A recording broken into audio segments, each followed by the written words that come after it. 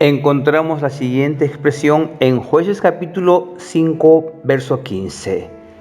Entre las divisiones de Rubén hubo grandes resoluciones de corazón. El valor de leer y considerar biografías bíblicas e históricas es algo que realmente llena el espíritu de todos los creyentes. A lo largo de los siglos, entre el pueblo de Dios siempre ha habido algunas personas que han hecho grandes resoluciones de corazón. Es de gran beneficio para nosotros conocer la vida de estos santos que nos precedieron. Comenzamos así una serie de biografías. Consideraremos el valor de conocer las vidas de los personajes bíblicos e históricos. Acompáñenos.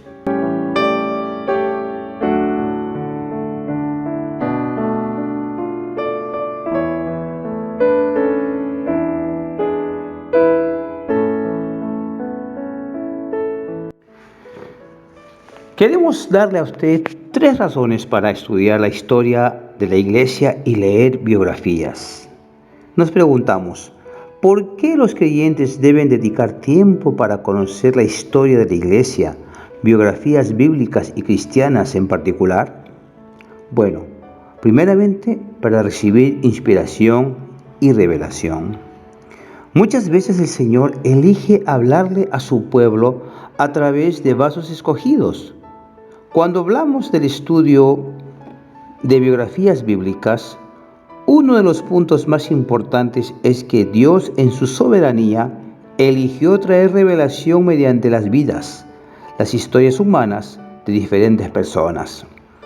En muchos casos, incluso los mismos nombres de personajes de la Biblia son muy significativos porque nos dicen algo de Dios o nos revelan algo que está en el corazón del Señor. Por ejemplo, el nombre Enos significa hombre frágil y mortal. En la época de su nacimiento, los hombres empezaron a invocar el nombre de Jehová. Esto lo encontramos en Génesis capítulo 4, verso 26. De esto podemos aprender que si nos consideramos muy fuertes, entonces podemos perder la salvación que fue ofrecida a los débiles. Al invocar el nombre del Señor, podemos entrar en las riquezas y fortaleza de aquel a quien estamos invocando. Esta es una revelación básica que Dios nos da por el simple hecho de considerar el nombre de uno de los primeros vasos escogidos de Dios, Enos.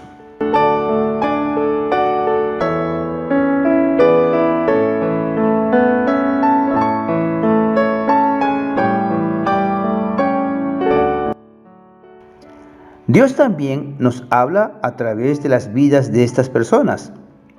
Para conocer a Dios y su plan eterno, necesitamos estudiar las vidas, los sucesos y las historias de nuestros antepasados. Nos preguntamos, ¿cómo podemos conocer el llamamiento de Dios sin conocer a Abraham? ¿Cómo podemos conocer el deseo de Dios de hacernos sus herederos sin conocer a Isaac? ¿Cómo podemos conocer la manera en que Dios lleva a cabo la transformación sin conocer a Jacob? ¿Cómo podemos conocer la meta de Dios de tener una morada sin conocer a Moisés o David? Es muy valioso recibir el hablar de Dios a través de estos vasos escogidos. Respecto a este asunto y en relación con el libro de Génesis, podemos observar que el primer libro de la Biblia, Génesis, no es un libro de doctrina, sino de historia. No es una historia de estilo humano, sino de estilo totalmente divino. Génesis usa biografías de algunos santos antiguos para comunicarnos algo sumamente divino. La revelación divina está contenida en las vidas humanas, en las historias humanas de las personas mencionadas en Génesis. Por ejemplo, podemos considerar que el libro de Génesis, en el cual casi todas las verdades bíblicas son sembradas como semillas, es la biografía de 8 hombres importantes a decir, Adán, Abel, Enoc, Noé, Abraham, Isaac, Jacob y José. Gracias al Señor por toda la revelación divina contenida en las vidas de los santos. El Señor nos habla, no solo en palabras directas, sino también a través de las vidas de estas personas. Aleluya.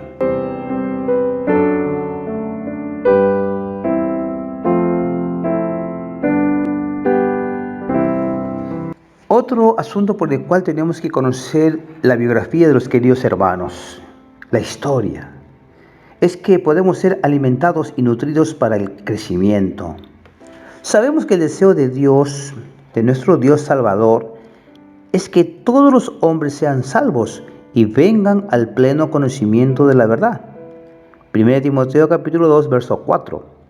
También sabemos que al alimentarnos de la palabra y todas las enseñanzas saludables, somos capacitados para crecer en vida hasta la madurez plena. Por supuesto, hay muchas prácticas saludables. Por ejemplo, la oración, orar, leer la palabra, invocar el nombre del Señor, cantar, que nos ayudan a crecer en vida. Pero otra manera excelente de favorecer este crecimiento es observando otros que son modelos. Al considerar a estos modelos saludables, podemos ser regados, suministrados, nutridos e incluso cuidados con ternura.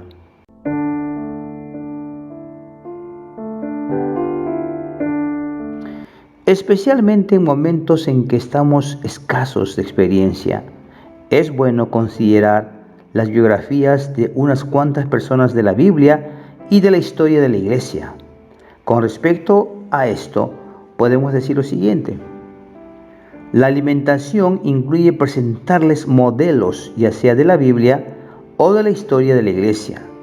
Leer biografías de los santos que vivieron en siglos pasados es algo que nos nutre y fomenta nuestro crecimiento.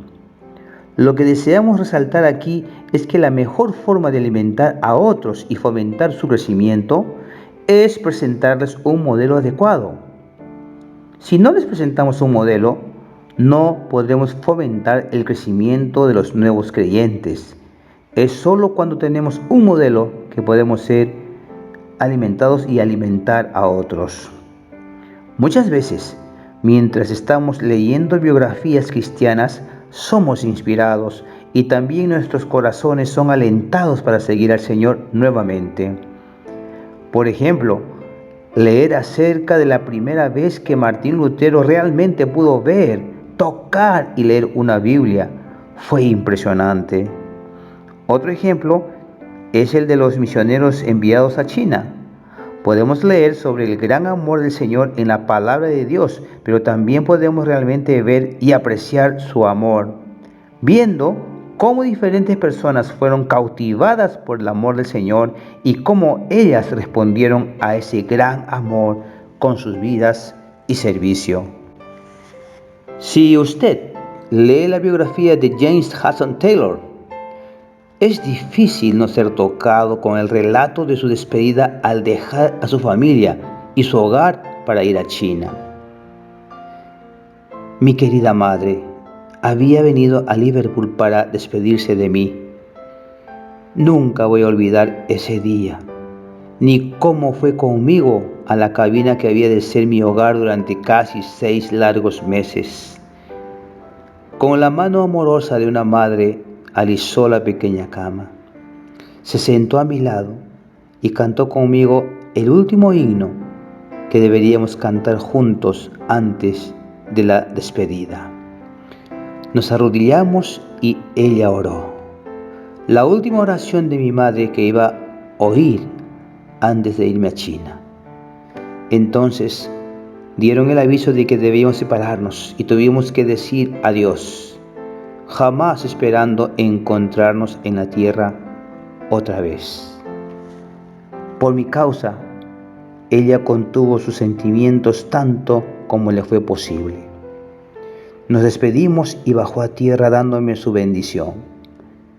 Me quedé solo en la cubierta y ella siguió a la nave mientras nos movíamos hacia las puertas del muelle. Al pasar por las puertas y al comenzar realmente la separación, nunca olvidaré el grito de angustia desde el corazón retorcido de esa madre. Me atravesó como un cuchillo. Nunca supe tan plenamente hasta entonces lo que significaba tanto amó Dios al mundo. Y estoy bastante seguro de que mi preciosa madre aprendió más del amor de Dios para los que perecen en esa hora que en toda su vida anterior. Oh, cómo debe entristecer el corazón de Dios cuando ve a sus hijos indiferentes a las necesidades de este vasto mundo por el cual su amado, su único hijo, sufrió y murió. Hudson Taylor escribió así.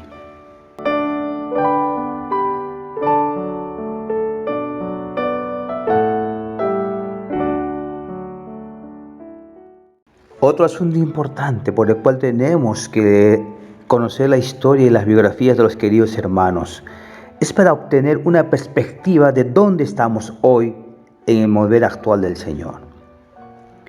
Es cierto que en el recobro del Señor estamos parados sobre los hombros de los que nos han precedido. Sin duda, también hay verdad en el dicho de que si no aprendemos de la historia, podemos estar destinados a repetirla. Tenemos mucho que aprender de nuestra herencia en la historia de la Iglesia. Podemos recibir mucho de las contribuciones de nuestros antepasados y también podemos aprender mucho de los errores de las generaciones anteriores. En cierta ocasión, un querido hermano dijo: nos apoyamos en los hombros de los grandes maestros de la Biblia que nos han precedido. Hemos aprendido mucho de las experiencias de otros. Hemos estudiado la historia de la Iglesia, diferentes biografías y los escritos más importantes de los grandes maestros, comenzando desde los primeros siglos hasta el presente. Todo esto ha sido de mucha ayuda para nosotros. Por supuesto, también hemos estudiado la Biblia por nosotros mismos. Por consiguiente, ciertamente sabemos dónde estamos y estamos seguros que la exactitud de lo que el Señor nos ha guiado a decir en el ministerio. Nuestro querido hermano Lee también reconoció con frecuencia y estaba agradecido por lo mucho que había ganado de ser perfeccionado por nuestro hermano Watchman Nee. Él dijo: el hermano Nee era un don sobresaliente que Dios dio para perfeccionar a otros y siempre dedicaba el tiempo para estar juntos y para perfeccionarme. Ciertamente Él sabía lo que yo necesitaba. Él me guió a una comprensión acertada de la historia de la Iglesia desde los siglos primeros hasta entonces. Me compartió de las biografías de casi todos los fundadores de las distintas denominaciones y me perfeccionó con respecto a la vida interior, la vida de la Iglesia y el mover del Señor. Una palabra fiel. Sin duda, el leer biografías puede ser provechoso y de mucho beneficio para nuestras vidas cristianas.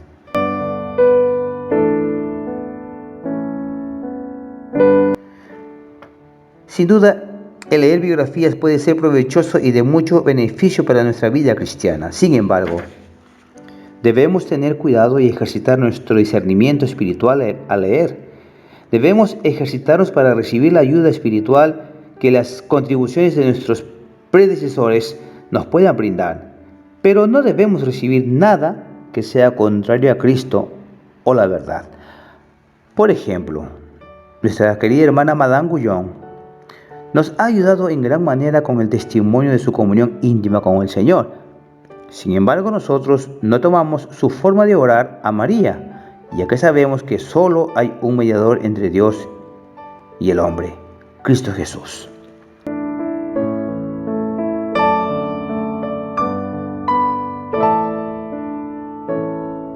En cuanto a la necesidad de ejercitar nuestro discernimiento espiritual cuando leemos biografías, podemos decir lo siguiente. También quisiera tener comunión con ustedes en relación con la lectura de biografías espirituales. Las mejores biografías cristianas son las que se refieren a personas como Hudson Taylor, por ejemplo, George Mueller, D.L. Moody y Charles Spurgeon. Todas estas biografías son de mucho beneficio en diversos aspectos relacionados con la vida cristiana individual. Estas son de mucha ayuda hasta cierto grado. Yo personalmente he recibido mucha ayuda a través de la lectura de tales biografías. Leí la mayoría de ellas en mi juventud. Sin embargo, tenemos que darnos cuenta que hoy el Señor nos ha llevado completamente de regreso a su plan neotestamentario, a su administración neotestamentaria de Dios y al ministerio del nuevo pacto, del Nuevo Testamento.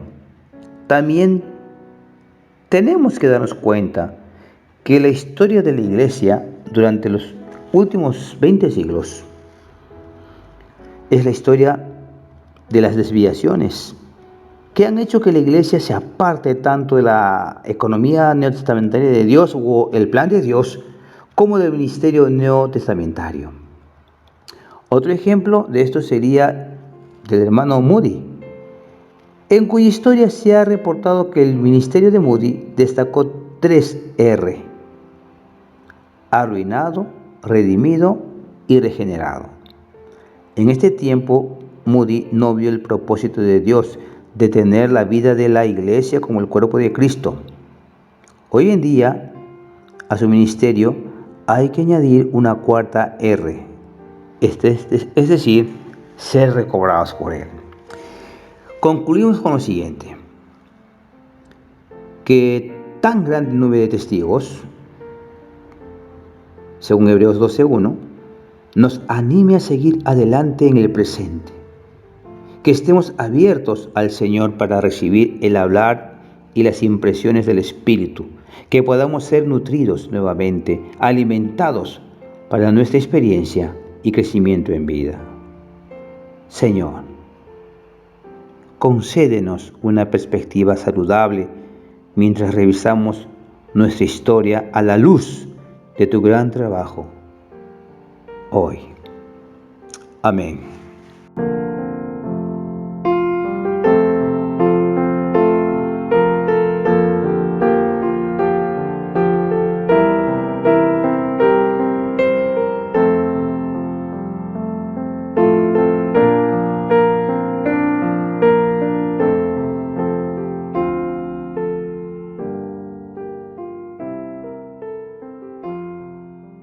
Hudson Taylor. El impacto de la oración de una madre y una hermana. En la siguiente historia podremos ver cómo la carga por la oración fue liberada por algunos santos en el siglo XIX. En particular, vamos a considerar el impacto que tuvo la oración de un vaso útil al Maestro en la proclamación del Evangelio en toda China. James Hudson Taylor fue un misionero cristiano en China y fundador de la China Island Mission. Él invirtió más de 50 años en China, predicando el Evangelio. También llevó a más de 800 personas a servir en las misiones por el Evangelio, lo que resultó en que más de 18,000 personas se convirtieron a Cristo para salvación. Hudson Taylor ha sido considerado como uno de los europeos más significativos del siglo XIX que visitó China. Algunos historiadores creen que desde el tiempo de Pablo ningún otro misionero ha tenido una visión, obra e impacto por el Evangelio tan grande como Hudson Taylor. Aunque muchos creyentes estén familiarizados con la obra de Hudson Taylor en China, no muchos conocen la historia de cómo se convirtió al Señor. Su conversión, al igual que su obra, es un testimonio del poder de la oración. Veamos qué pasó desde el comienzo. El propio Hudson Taylor lo relata así. Y ahora déjenme decirles cómo Dios respondió a las oraciones de mi madre y mi amada hermana para que me convirtiera al Señor. Un día que nunca olvidaré, mi querida madre no se encontraba en casa, así que tenía un día libre y por la tarde vi en la biblioteca de mi padre buscando encontrar algún libro en el cual invertir mi tiempo. Nada parecía llamar mi atención. Mirando hacia abajo, vi un canasto con panfletos y de entre ellos elegí un tratado del Evangelio que se veía interesante. Y me dije, al comienzo habrá una historia y al final encontraré un sermón o moraleja. Tomaré lo primero y dejaré la parte final para alguien a quien le guste. Entonces me senté a leer el libro, en un estado bastante indiferente, creyendo que si en realidad existía algún tipo de salvación, eso no era para mí. Tuve una clara intención de dejar el libro a un lado en cuanto éste se volviera aburrido. En aquellos días no era extraño referirse a la conversión, como a ponerse serios y a juzgar por la cara de quienes la enseñaban. Parecía ser un asunto muy serio en verdad. ¿No sería bueno que el pueblo de Dios tuviera siempre rostros que revelaran las bendiciones y regocijos de salvación tan claramente que incluso los que no son creyentes se refirieran a la conversión como ponerse alegres en vez de ponerse serios? En ese tiempo tenía poco conocimiento de lo que estaba ocurriendo en el corazón de mi querida madre, quien se encontraba a 70 u 80 millas de distancia. Aquella tarde, ella se levantó de la mesa donde cenaba, con un intenso anhelo por la conversión de su hijo, sintiendo que, estando ausente de casa y teniendo más tiempo libre, una oportunidad especial se le había concedido para suplicar a Dios por mí. Ella fue a su habitación, puso llave en su puerta y resolvió no salir del cuarto hasta que sus oraciones fueran respondidas. Ella suplicó a Dios hora tras hora, hasta que no pudo continuar orando, pues se vio constreñida a alabar a Dios, cuyo espíritu le había revelado que se había logrado la conversión de su único hijo. Yo, mientras tanto, había sido guiado de la manera en que ya mencioné, tomando aquel pequeño tratado, y mientras lo leía, fui impresionado por la frase, la obra consumada de Cristo. ¿Por qué el autor usa esta expresión?, pregunté. ¿Por qué no decir la obra expiatoria o propiciatoria de Cristo? Inmediatamente las palabras está consumado vinieron a mi mente. ¿Qué estaba consumado? Y al momento respondí, una plena y perfecta expiación y compensación por el pecado.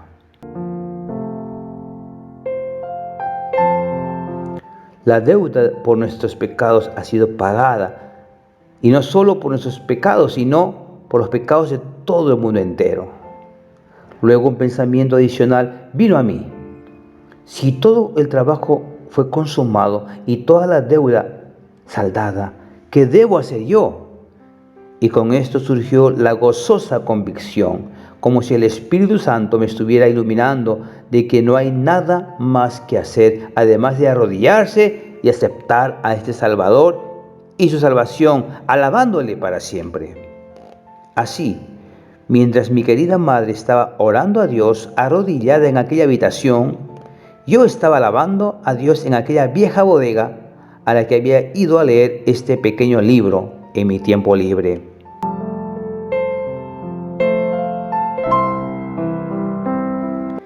Después de varios días, me atreví a compartir mi dicha con mi querida hermana, y ella prometió no revelar mi secreto a nadie. Durante una quincena, cuando mi madre regresó, fui el primero en salir a su encuentro y en decirle que tenía buenas noticias que contarle. Aún puedo sentir los brazos de mi querida madre abrazándome contra su corazón, diciéndome, lo sé, hijo, he estado gozándome durante estos días debido a las buenas noticias que tienes que contar. ¿Cómo será?, pregunté. ¿Acaso Amelia, mi hermana, había roto su promesa? Ella dijo que no le contaría nada a nadie, pero mi querida madre me aseguró que ella no lo supo por ninguna fuente humana y continuó contándome el incidente que fue mencionado antes. Ustedes estarán de acuerdo conmigo en que esto sería extraño si yo no creyera en el poder de la oración. Eso no era todo. Tiempo después, tomé un libro del bolsillo exactamente igual al mío y pensando que era mío, lo abrí. Las líneas que captaron mi atención eran de una entrada en aquel pequeño diario que pertenecía a mi hermana. En ella se evidenciaba que mi hermana oraría diariamente a Dios hasta que Él respondiera con la conversión de su hermano. Un mes después, al Señor le agradó traerme de las tinieblas a la luz. Ya que había sido traído al Señor de tal manera y bajo esas circunstancias, era tal vez natural que desde el comienzo de mi vida cristiana yo fuera guiado a sentir que las promesas eran en verdad reales y que la oración era de hecho una transacción con Dios, ya que por uno mismo o por aquellos a quienes queremos que Dios bendiga. ¿Qué podemos decir al respecto de esta experiencia? Podemos aprender mucho de este relato. Sí, es verdad que nuestro Salvador, Dios, desea salvar a este joven hermano, pero no lo salvó hasta que su madre y hermana voluntariamente tomaron la carga que el Señor puso en sus corazones y oraron por él. ¡Aleluya! Dios necesita que su iglesia en la tierra sea una con Él y lleve adelante su voluntad. Tener cargas dadas por Dios y presentarlas fielmente en la oración debería ser la experiencia de cada hijo de Dios. Cierto hermano dijo que la condición clave para recibir carga de parte de Dios es tener un espíritu abierto y dispuesto. Una vez que recibimos la carga, debemos presentarla ante Dios mediante la oración y luego el Señor nos podrá dar otra carga.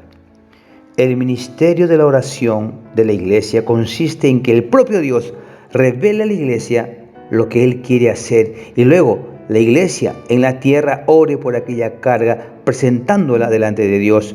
Debemos aprender a no apagar el espíritu. Podemos cooperar con Él siendo uno con el sentir interior, orando por cargas específicas. El Señor dijo: hasta ahora nada habéis pedido en mi nombre. Pedid y recibiréis, para que vuestro gozo sea cumplido. Ciertamente la madre y hermana de Hudson Taylor pidieron y su gozo fue cumplido. Nosotros también podemos pedir en el nombre del Señor. Luego Él hará su voluntad y el Padre será glorificado. Amados, que el Señor pueda poner carga por personas específicas en nuestros corazones y que luego podamos liberar tal carga por ellos en nuestras oraciones. Que el Señor escuche nuestras oraciones y nos conceda fruto que permanezca para la edificación de la iglesia, el cuerpo de Cristo. ¡Aleluya!